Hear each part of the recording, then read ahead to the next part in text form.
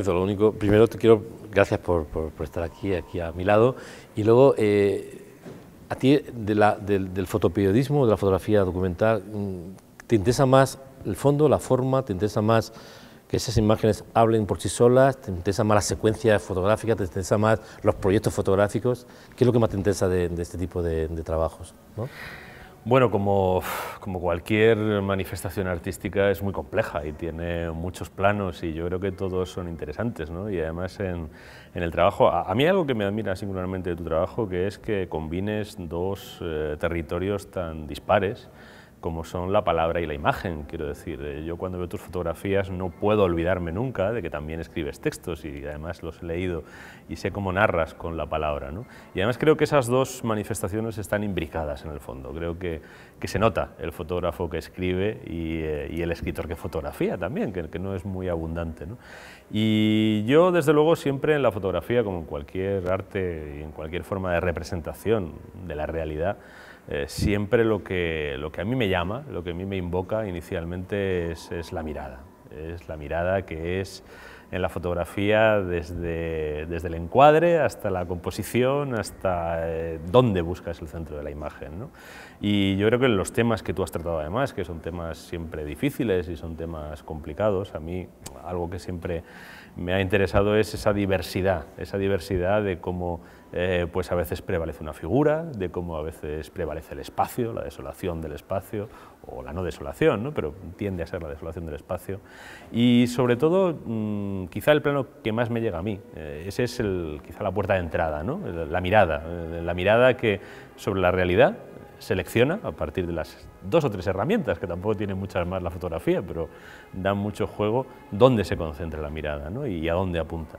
Pero más allá de eso, quizá en la parte en la que yo he encontrado más una sintonía con tu trabajo y además una percepción de la necesidad de ese trabajo, ¿no? Yo me acuerdo muchas veces de una frase de Spinoza que habla de que entre dos cosas parecidas, si una es necesaria, la queremos más que la cosa que no es necesaria, ¿no? Entre dos fotografías perfectas, aquella que responde a una necesidad yo creo que tiene más valor, siempre lo he creído, ¿no?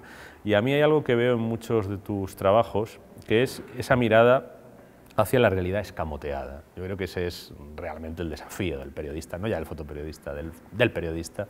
Incluso iría más, creo que ese es el gran desafío del narrador. Y yo lo que he muchas veces percibido como descubrimiento en tus fotos es el acceso directo a esa realidad escamoteada, ¿no? A mí sabes que hay uno en particular que me interesa mucho y que tiene que ver incluso con parte de mi trabajo, ¿no? Y además yo creo que tú ahí, tanto en el trabajo fotográfico como periodístico, como en tu discurso social, como en tu discurso como actor de una sociedad y de una comunidad, no solo has estado lúcido y valiente, sino que además has tenido la tenacidad necesaria, ¿no? Que es romper esa idea que yo creo que tenemos todos en el fondo en cuanto nos descuidamos, de que vivimos en un mundo en paz y de que vivimos en un país que atraviesa una época de paz y hasta hace 3 años de prosperidad, ¿no? A mí me parece muy importante que haya ojos que apunten a todas las imágenes que desmienten radicalmente esa falacia, ¿no? Que desmienten que este mundo esté en paz y sea... es verdad que ha habido avances en la humanidad y en los derechos humanos y libertades, ¿no? Pero este mundo tiene muchísimos espacios donde la atrocidad florece exactamente igual. Y no necesariamente, creo que eso es lo interesante, trabajos, por ejemplo, como Vidas Minadas, no necesariamente a manos de los salvajes o de los bárbaros, sino gracias al hombre blanco que fabrica esas minas, que ellos no fabrican ninguna, ¿no? Y que se las pone para que mutilen a sus semejantes, ¿no? Y me interesa también, digo, incluso en relación con nuestro país, ¿no? Esa percepción de que estamos en paz, de que aquí no hay guerra, porque los conflictos bélicos en los que estamos implicados son conflictos bélicos lejanos, son conflictos bélicos subcontratados con otras potencias, incluso cuando destacamos tropas nuestras, son conflictos subcontratados con soldados que muchas veces son extranjeros, aunque visten el uniforme español, y si visten el uniforme español, pues son personajes que en cierto modo no se consideran representativos de la sociedad, ¿no? Me parece que tu trabajo ha sido, en particular una parte que conozco bien, como sabes, que es la parte de Irak y de Afganistán, tanto el fotográfico como el periodístico, para trasladarle al español la noción que creo que es muy necesaria de que no vive en un país en paz. de que vive en un país que está inmerso en un conflicto global, en un conflicto que además puede llegar a ser muy virulento, que puede llegar que lleva a compatriotas al enfrentamiento físico con el enemigo, y que lo único que ocurre es que la mayoría de nosotros tenemos la suerte de estar en retaguardia, pero la retaguardia muchas veces deriva en inconsciencia, y creo que para prevenir esa inconsciencia hace falta gente que salga de la retaguardia, que se ponga en primera línea y que mire como lo haces tú. Yo no soy un experto en fotografía, soy un fotógrafo aficionado y bastante incompetente. Le pongo ganas y afición, pero mi incompetencia es notoria, entonces mis resultados son muy modestos. No dejo de pensar, incluso detrás de la cámara, pero no tengo la capacidad de hacer una apreciación canónica, académica o técnica, ¿no? Que pueda tener una validez más allá probablemente de lo que sea una opinión de bar, ¿no? Pero con mis pertrechos yo hay algo que aprecio y, bueno, a lo mejor me equivoco, ¿no? Desde mi ignorancia, ¿no? Pero yo no creo que la obra fotográfica de Gervasio sea una obra banal desde el punto de vista de la expresión. O sea, a mí una de las cosas que precisamente me llama la atención es ver cómo alguien en dos espacios y dos lenguajes tan diferentes, como es el lenguaje literario periodístico, además es un caso muy particular del lenguaje literario, ¿no?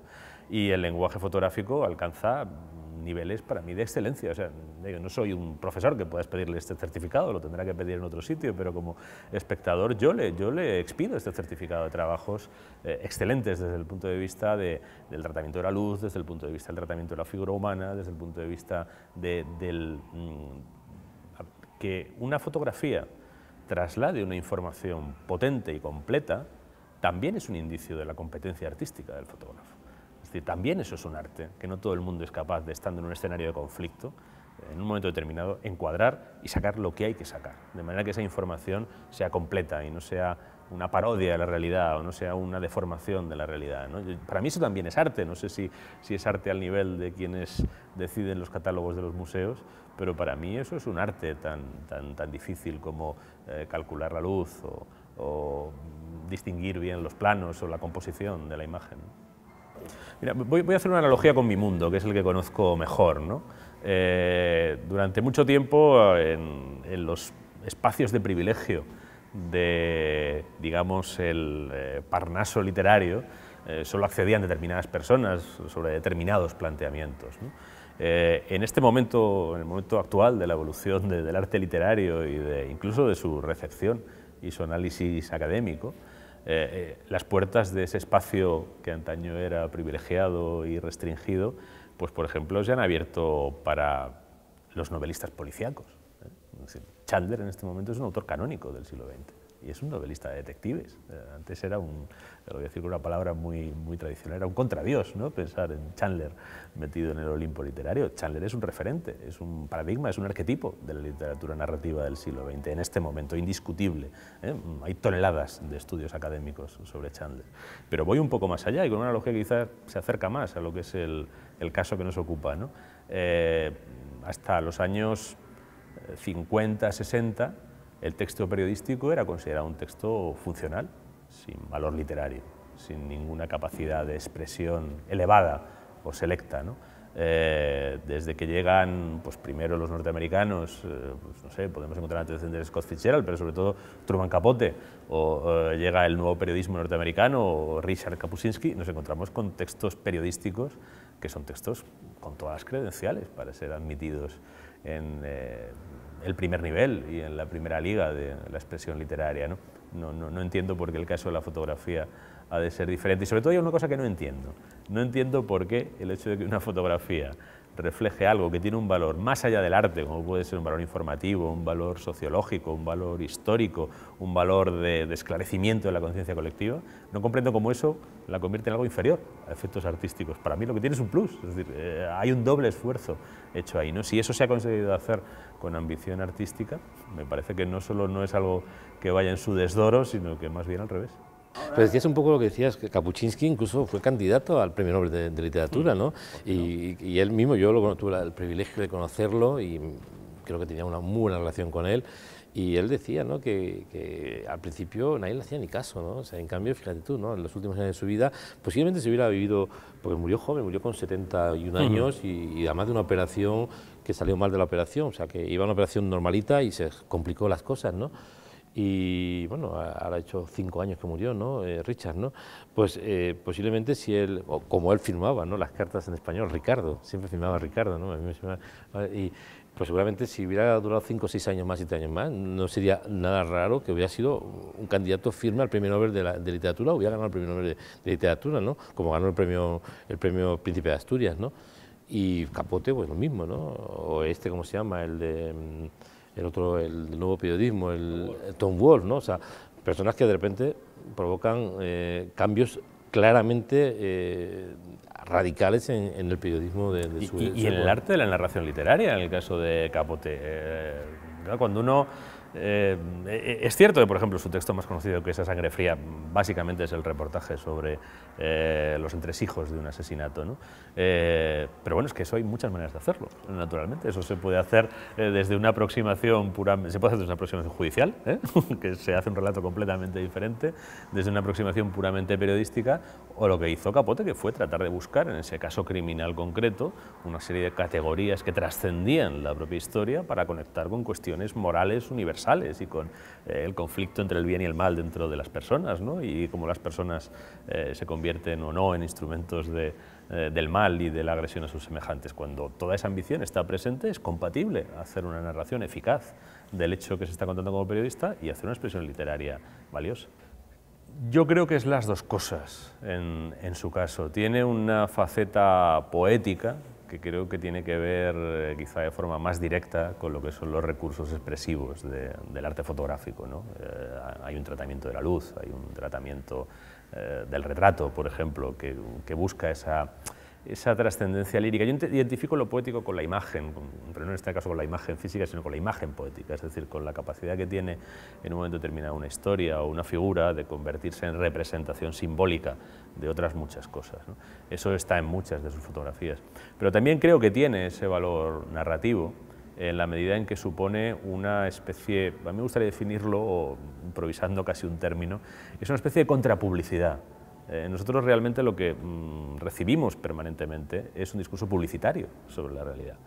Y no solo en los comerciales de los grandes almacenes o de una entidad bancaria, que no nos cuentan, desde luego, nunca la cruda realidad de esos entes, ¿no? Sino incluso en la información que recibimos. La información que recibimos, incluso la información de los telediarios, viene arreglada, viene con unos decorados siempre limpios, las imágenes desagradables son paquetizadas, muchas veces se advierte, apaga el televisor o haga zapping, que va a salir algo feo, ¿no? Es decir, hay como un discurso publicitario sobre la realidad, un discurso que trata de atestiguar permanentemente la armonía de la realidad, la coherencia de la realidad, la vertebración de la realidad. Bueno, es necesario que alguien muestre ese reverso de desvertebración de la realidad que estamos produciendo simultáneamente y sobre el que en muchas ocasiones se articula nuestro orden. O sea, ¿por qué en este momento, por ejemplo, Occidente, y no voy a hacer aquí el clásico y barato discurso antioccidental, sencillamente estoy, que además es bastante ridículo viniendo de un occidental, ¿no? Pero estoy constatando un hecho, es decir, buena parte de la savia que circula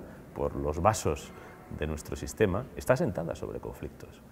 Pensemos de dónde viene el petróleo. Pensemos de dónde viene el petróleo en el que se basa dramáticamente el funcionamiento de este país, que entre otras cosas no tiene autosuficiencia energética, que apenas cubre un 20% de la energía que necesita. Viene de países en conflicto con una proporción enorme, en conflicto pasado, presente o, me temo en algunos casos, futuro.